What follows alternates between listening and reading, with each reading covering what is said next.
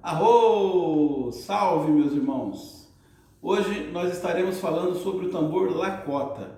Esse tambor de som maravilhoso, muito utilizado por terapeutas, por ser um tambor de fácil empunhadura, leve, fácil de transportar e também muito fácil de tocar e de conduzir terapias e rituais.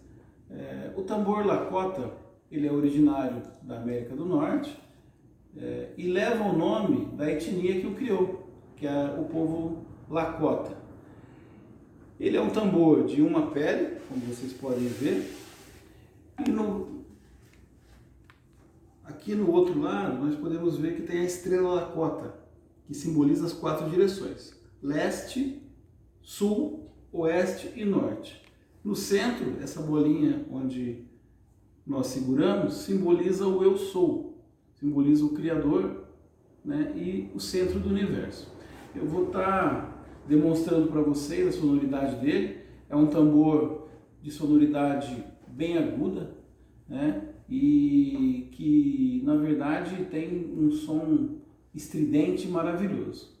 Olha só para vocês verem que som lindo que ele produz.